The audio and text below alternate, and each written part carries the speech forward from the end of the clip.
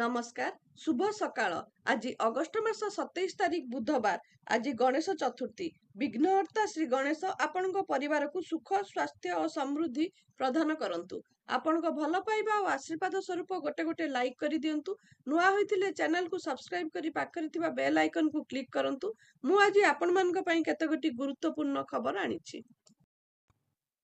आजिर प्रथम खबर, राज्य में आरंभ है आम शासन व्यवस्था। मुख्यमंत्री मोहन चरण माझी शुभारंभ करिसंती। लोकंको मतामत आधार रे नीति निर्धारण हेब। साधारण लोकंको फोन करी मतामत नेबे मुख्यमंत्री।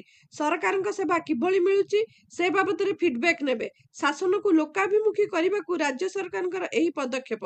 राज्य सरकार जोगाउथिबा सबु सेवा ठीक भावे उपलब्ध हेउची कि नहीं से नहीं लोकंक ठारू सरकार मतामत नेबे। क्षेत्र परिदर्शन समय रे सरकारी अधिकारी माने मोबाइल आप माध्यम रे लोकंकर मतामत नेबे।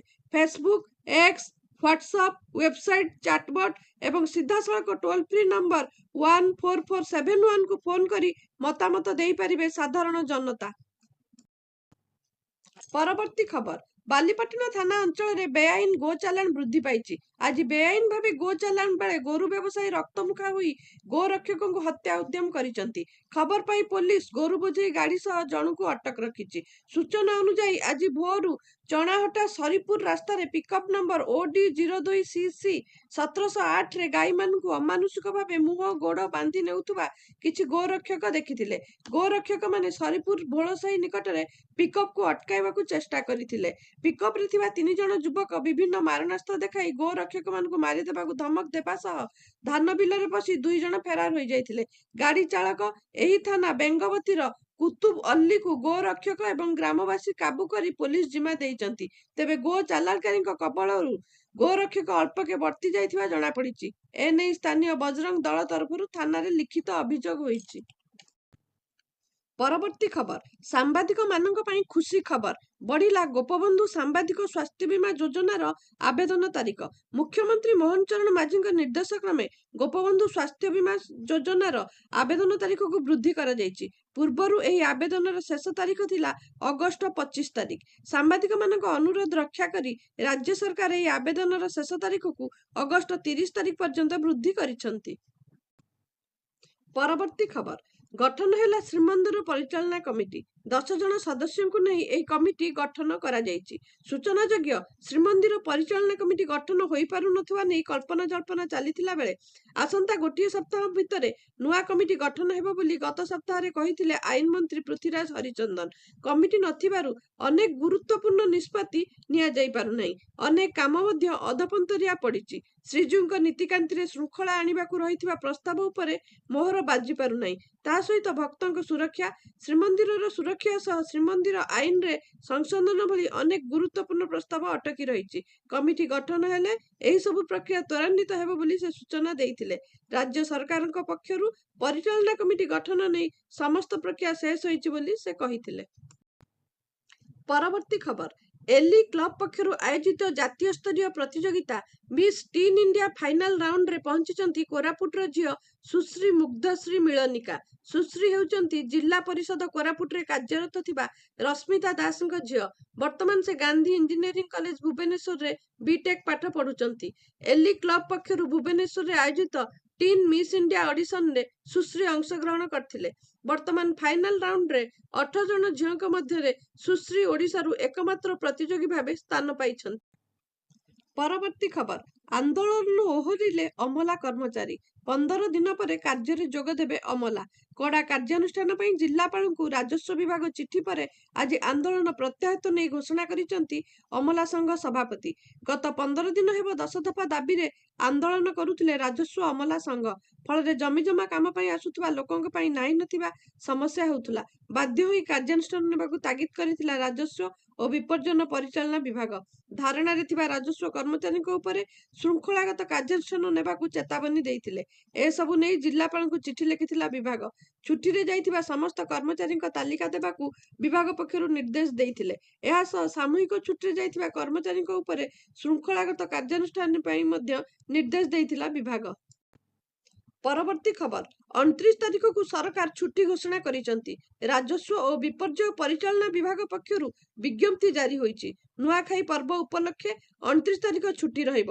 ସବୁ ସରକାରୀ କାର୍ଯ୍ୟାଳୟ, ମାଜିଷ୍ଟ୍ରେରିଆଲ କୋର୍ଟ ଛୁଟି ରହିବ। ଏଥିପାଇଁ ସେପ୍ଟେମ୍ବର 13 ତାରିଖ ଦ୍ୱିତୀୟ ଶନିବାର କାର୍ଯ୍ୟ ଦିବସ ଘୋଷଣା ହୋଇଛି।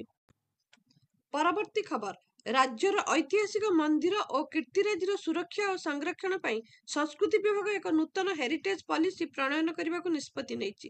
ଏ ବିଷୟରେ ଆଲୋଚନା ପାଇଁ ଲୋକସଭା ଭବନରେ ଉପମୁଖ୍ୟମନ୍ତ୍ରୀ ପ୍ରଭାତୀ ପରିଡ଼ାଙ୍କ ଅଧ୍ୟକ୍ଷତାରେ ଏକ ଗୁରୁତ୍ୱପୂର୍ଣ୍ଣ ବୈଠକ ଅନୁଷ୍ଠିତ ହୋଇଛି।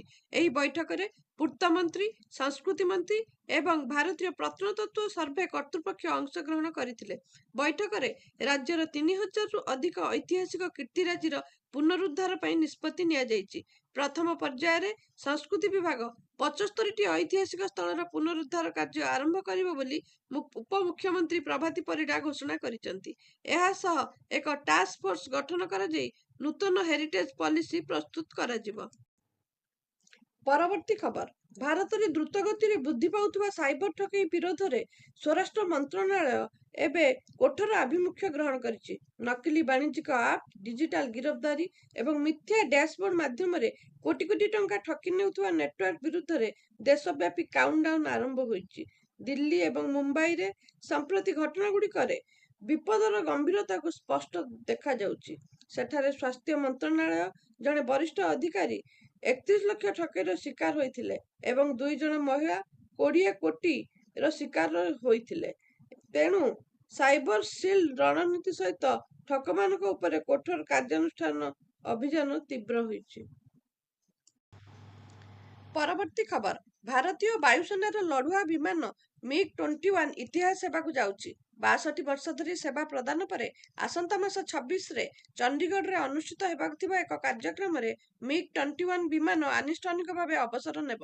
ଏହା ପୂର୍ବରୁ ଗତ 18 ଓ 19ରେ ଭାରତୀୟ ବାୟୁସେନା ମୁଖ୍ୟ air chief marshal AP Singh ରାଜସ୍ଥାନର ନାଲ୍ ଏୟାରଫୋର୍ସ ଷ୍ଟେସନରୁ ଅନ୍ତିମ ଥର ପାଇଁ ଏହି ଲଢୁଆ ବିମାନକୁ ଉଡାଇଛନ୍ତି।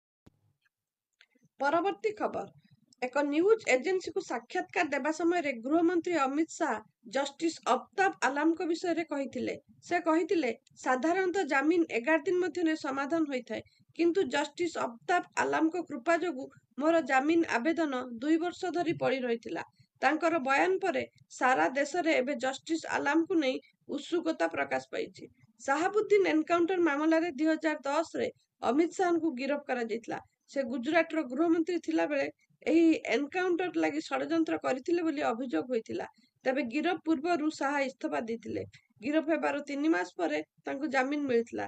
ତେବେ ତାଙ୍କୁ 2012 ପର୍ଯ୍ୟନ୍ତ ଗୁଜରାଟ ବାହାରେ ରହିବାକୁ କୁହାଯାଇଥିଲା। ପରବର୍ତ୍ତୀ ଖବର ଆଉ ଗୋଟାଏ ଦିନ ପରେ ନୂଆଖାଇ, ଯାହାକୁ ନେଇ ଏବେ ପଶ୍ଚିମ ଓଡ଼ିଶାର ଗାଁରେ ଚାଲିଛି ଜୋରଦାର ପ୍ରସ୍ତୁତି। ବିଭିନ୍ନ ସାହି ବସ୍ତିକୁ ଯାଇ ନୂଆଖାଇ ପାଇଁ ଡେଙ୍ଗୁରା ପିଟି ସୂଚନା ଦେଉଛନ୍ତି କଟୁଆଳ। ସେପଟେ ମାଟି ଓ ବାଉଁଶ କାରିଗର ମଧ୍ୟ ବ୍ୟସ୍ତ। ଅନ୍ୟପଟେ ମହିଳାମାନେ ସଂଗ୍ରହ କରୁଛନ୍ତି କୁରେଇ ପତ୍ର। ଗଣପର୍ବ ନୂଆଖାଇ ପାଇଁ ଏବେଠୁ ଚଳଚଞ୍ଚଳ ପଶ୍ଚିମ ଓଡ଼ିଶା। ସୁନ୍ଦରଗଡ଼ ଗାଁରେ ନଜର ଆସୁଛି ଏମିତି କିଛି ଦୃଶ୍ୟ। ଡିଙ୍ଗୁରା ପିଟି ପିଟି ଲୋକଙ୍କୁ ନୂଆ ଖାଇବା ପାଇଁ ସୂଚନା ଦିଆଯାଉଛି। ସୋସିଆଲ ମିଡିଆ ଯୁଗରେ ରାଜାରାଜୁଡ଼ା ସମୟର ଏହି ପରମ୍ପରା ଆଜି ବି ବଜାୟ ରହିଛି। ଏହି କଟୁଆଳ ପରମ୍ପରା ଅର୍ଥାତ୍ ଗାଁ ଗାଁ ବସ୍ତି ବସ୍ତି ବୁଲି ସାଧାରଣ ଲୋକଙ୍କୁ ନୂଆଖାଇ ଲଗ୍ନ ସମ୍ପର୍କରେ ସୂଚନା ଦେଉଛନ୍ତି କଟୁଆଳ। ଆଉ ଏହି କଟୁଆଳ କାର୍ଯ୍ୟ ପାଇଁ ଗାଁରେ ଲୋକେ ଖୁସିରେ ଚାଉଳ କପଡ଼ା ଦେଇଥାନ୍ତି। ପରବର୍ତ୍ତୀ ଖବର ବଙ୍ଗୋପସାଗରରେ ସୃଷ୍ଟି ହେଲା ଲଘୁଚାପ କ୍ଷେତ୍ର। ସକ୍ରିୟ ଘୂର୍ଣ୍ଣିବଳୟ ପ୍ରଭାବରେ ସୃଷ୍ଟି ହେଲା ଲଘୁଚାପ। ଲଘୁଚାପ ପଶ୍ଚିମ ଓ ଉତ୍ତର ପଶ୍ଚିମ ଦିଗରେ ଗତି କରିବ। ଆଗାମୀ 3 ଦିନରେ ସ୍ପଷ୍ଟ ଚିହ୍ନିତ ଲଘୁଚାପରେ ପରିଣତ ହେବ। ଲଘୁଚାପ ପ୍ରଭାବରେ ରାଜ୍ୟରେ 3 ଦିନ ଲାଗି ରହିବ ବର୍ଷା। ଏଥିପାଇଁ ରାଜ୍ୟର 28ଟି ଜିଲ୍ଲାକୁ ୟେଲୋ ୱାର୍ଣ୍ଣିଂ ଜାରି କରାଯାଇଥିଲା ବେଳେ 2ଟି ଜିଲ୍ଲାକୁ ଅରେଞ୍ଜ ୱାର୍ଣ୍ଣିଂ ଜାରି କରାଯାଇଛି। ରାୟଗଡ଼ା ଓ ଗଜପତି ଜିଲ୍ଲା ପାଇଁ ଅରେଞ୍ଜ ୱାର୍ଣ୍ଣିଂ ଜାରି କରାଯାଇଛି। ଉଭୟ ରାୟଗଡ଼ା, ଗଜପତି ଜିଲ୍ଲାରେ ପ୍ରବଳରୁ ଅତି ପ୍ରବଳର ବର୍ଷା ସମ୍ଭାବନା ରହିଛି। ଏହା ସହ ବିଜୁଳି ଓ ଘଡ଼ଘଡ଼ି ନେଇ ସତର୍କତା ଜାରି କରିଛି ପାଣିପାଗ ବିଭାଗ। 70ରୁ 200 ମିଲିମିଟର ବର୍ଷା ହେବାର ସମ୍ଭାବନା ରହିଛି। ମତ୍ସ୍ୟଜୀବୀଙ୍କୁ ସମୁଦ୍ର ଭିତରକୁ ଯିବାକୁ ବାରଣ କରାଯାଇଛି। ପରବର୍ତ୍ତୀ ଖବର ୟୁକ୍ରେନର ରାଷ୍ଟ୍ରପତି ଜେଲେନସ୍କି ମଙ୍ଗଳବାର ପ୍ରଧାନମନ୍ତ୍ରୀ ମୋଦିଙ୍କୁ ୟୁକ୍ରେନର ସ୍ୱାଧୀନତା ଦିବସରେ ହାର୍ଦ୍ଦିକ ଅଭିନନ୍ଦନ ଜଣାଇବା ପାଇଁ ଧନ୍ୟବାଦ ଜଣାଇଛନ୍ତି। ଜେଲେନସ୍କି କହିଛନ୍ତି ଯେ ୟୁକ୍ରେନ ରୁଷ ସହିତ ଯୁଦ୍ଧ ସମାପ୍ତ କରିବାରେ ଭାରତର ଅବଦାନ ଉପରେ ନିର୍ଭର କରୁଛି। ଏହା ସହିତ ଜେଲେନସ୍କି ଶାନ୍ତି ଏବଂ ଆଲୋଚନା ପ୍ରତି ଭାରତର ମନୋଭାବକୁ ପ୍ରଶଂସା କରିଛନ୍ତି। ମସ୍କୋ ଏବଂ କିଭ୍ ମଧ୍ୟରେ ଚାଲିଥିବା ଯୁଦ୍ଧ ମଧ୍ୟରେ ରୁଷୀୟ ତୈଳ କିଣିବା ପାଇଁ ଆମେରିକା ରାଷ୍ଟ୍ରପତି ଡୋନାଲ୍ଡ ଟ୍ରମ୍ପଙ୍କ ଦ୍ୱାରା ଭାରତ ଉପରେ ଲାଗୁ କରାଯାଇଥିବା ଦଣ୍ଡାତ୍ମକ ଶୁଳ୍କ ପାଇଁ ସମୟସୀମା ନିକଟତର ହେଉଥିଲା ବେଳେ ୟୁକ୍ରେନ ରାଷ୍ଟ୍ରପତିଙ୍କ ମନ୍ତବ୍ୟ ଆସିଛି। ସୋସିଆଲ ମିଡିଆ ପ୍ଲାଟଫର୍ମ ଏକ୍ସରେ ଜେଲେନସ୍କି ଲେଖିଛନ୍ତି, ପ୍ରଧାନମନ୍ତ୍ରୀ ନରେନ୍ଦ୍ର ମୋଦି, ୟୁକ୍ରେନର ସ୍ୱାଧୀନତା ଦିବସରେ ଆପଣଙ୍କ ହାର୍ଦ୍ଦିକ ଶୁଭେଚ୍ଛା ପାଇଁ ଆମେ ଧନ୍ୟବାଦ। ଆମେ ଶାନ୍ତି ଓ ଆଲୋଚନା ପ୍ରତି ଭାରତର ପ୍ରତିବଦ୍ଧତାକୁ ପ୍ରଶଂସା କରୁଛୁ। ଭିଡିଓଟିକୁ ସମ୍ପୂର୍ଣ୍ଣ ଦେଖିଥିବାରୁ ବହୁତ ବହୁତ ଧନ୍ୟବାଦ। ଆଜି ପାଇଁ ଖବର ଏତିକି। ନମସ୍କାର।